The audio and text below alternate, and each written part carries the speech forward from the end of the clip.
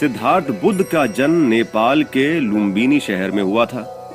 उन्हें गौतम बुद्ध और शक्यमुनि के नाम से भी जाना जाता है। प्राचीन काल की बात है, मगध राज्य के सोनापुर गांव में सूरज ढलने के पहले ही भगदड़ मच जाती थी।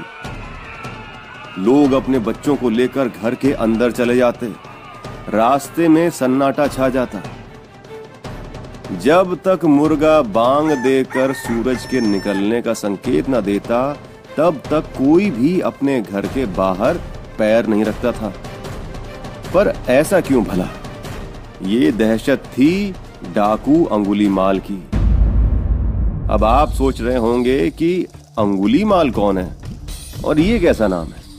अंगुलीमाल एक खूंखार डाकू था और मगध के जंगल की एक गुफा में रहता था। उसका शरीर लंबा था और उसके बाल बिखरे हुए रहते थे। आंखें लाल लाल थीं और चेहरा दाग से भरा हुआ था, जो उसे और डरावना बनाता था। अंगुलीमाल रोज लोगों को लूटता था और उनमें अपनी दहशत फैलाने के लिए उनके हाथ से एक उंगली काट लेता था। वो ये मानने लगा था कि वो इस राज्य का सबसे शक्तिशाली इंसान है। इन कटी हुई उंगलियों को वो अपने आतंक की निशानी के तौर पर एक माला में पिरो लेता था और वो इस माला को हर वक्त अपने गले में पहने रहता था। इसी उंगलियों की माला की वजह से सब उसे अंगुलीमाल डाकू के नाम से पुकारते थे।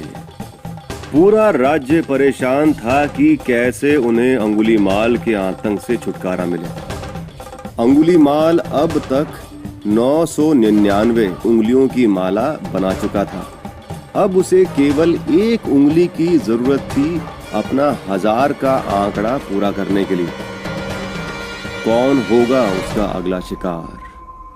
ये सवाल गांव के हर एक इंसान को हर वक्त डराता था। फिर एक दिन गौतम बुद्ध भिक्षा मांगने सोनापुर पहुंचे। गांव वाले जब उनकी सेवा में जुटे हुए थे, तब उन्होंने देखा कि उनमें से ज्यादातर गांव वालों की एक या एक से ज्यादा उंगलियां गायब हैं। तो उन्होंने लोगों से पूछा, अरे भाई, ये तो बताओ मुझे कि आप सब गांव वालों की एक उंगली कटी हुई क्यों है? ये सुनते ही गांव वाले रो पड़े और अंगुलीमाल डाकू के आतंक और अत्याचार के बारे में उनको पूरा किस्सा बताने लगे। गांव वालों ने गौतम बुद्ध से विनती की कि वो उन्हें अंगुलीमाल के अत्याचार और आतंक से बचाए।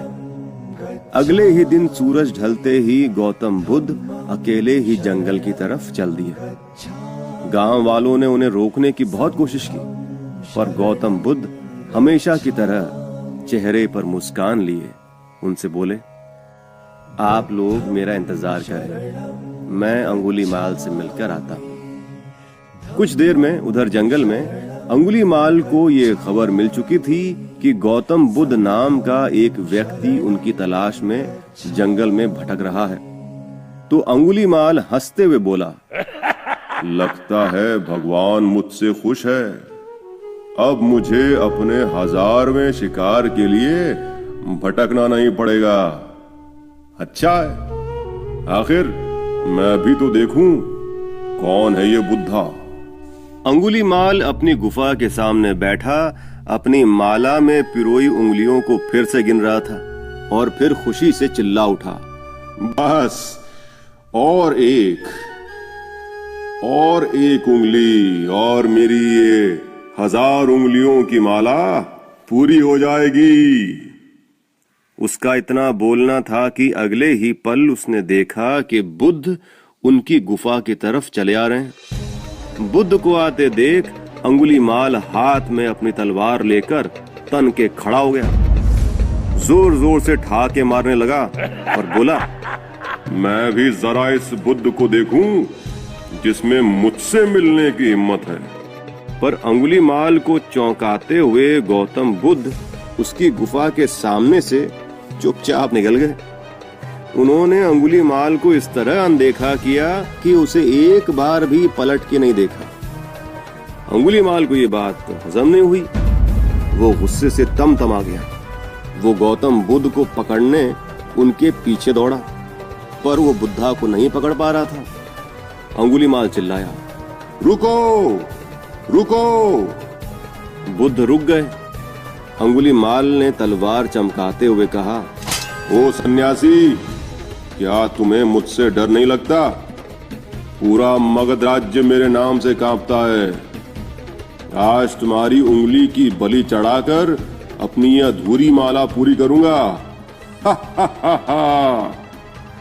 गौतम बुद्ध मुस्कुराए और बोले, मैं तो रुक गया हूं, तुम कब अपने आप को इस हिंसा से रोकोगे? तो अंगुलीमाल ने कहा, जब मेरा मन भर जाएगा तब मैं रुक जाऊंगा, लेकिन तुम्हारे कहने पर मैं क्यों रुकूं? आखिर मैं इस राज्य का सबसे शक्तिशाली इंसान हूं। तो बुद्ध ने उसकी ओर मुस्कुराते हुए देखा और कहा, मैं ये कैसे मान लूं कि तुम ही इस राज्य के सबसे शक्तिशाली इंसान हो? इस बात को साबित करने के लिए तुम्हें मुझे कुछ करके दिखाना होगा। अंगुलीमाल ने बुद्ध की बातें सुनी और हंसते हुए बोला, अच्छा बताओ, क्या करना होगा मुझे? फिर बुद्ध ने कहा, जाओ और उस आम के पेड़ से 10 पत्तियां तोड़कर लाओ। अंगुलीमाल जोर से हंसते हुए बोला, मुझ में 7 हाथियों का बल है, आप कहें तो पूरा पेड़ ही उखाड़ लाऊं। ये कहकर अंगुलीमाल पेड़ की तरफ चल पड़ा। पेड़ की 10 पत्तियां अंगुलीमाल ने गौतम बुद्ध को लाकर दे दी। बुद्ध ने कहा, जाओ अब इन पत्तियों को वापस पेड़ पर लगा दो। अंगुलीमाल ने हैरान होकर गौतम बुद्ध की तरफ देखा और बोला, सन्यासी, पागल हो गए हो क्या? टूटे हुए पत्ते वापस कैसे लग सकते हैं?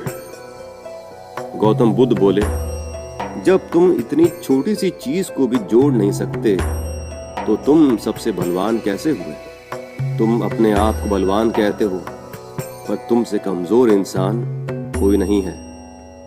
अंगुलीमाल, ये जीवन वरदान है, इसलिए अहिंसा को अपनाओ और सबसे प्यार करो। ये सुनते ही अंगुलीमाल को अपनी गलतियों का एहसास हुआ और उसने अपनी तलवार को जमीन पर फेंक दिया और बुद्ध के पैरों में गिर गया और बुद्ध से बोला, मुझे अपनी शरण में ले लीजिए।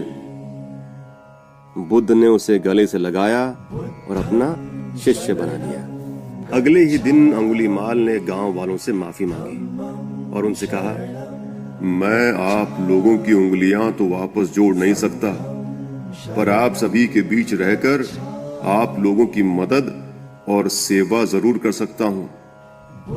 आज से मैं अपना बाकी जीवन आप लोगों को समर्पित करता हूं। सोनापुर के लोगों ने उसे माफ कर दिया और आगे चलकर यही अंगुलीमाल एक बहुत बड़े बौद्ध सन्यासी बने और अहिंसका के नाम से प्रसिद्ध हुए।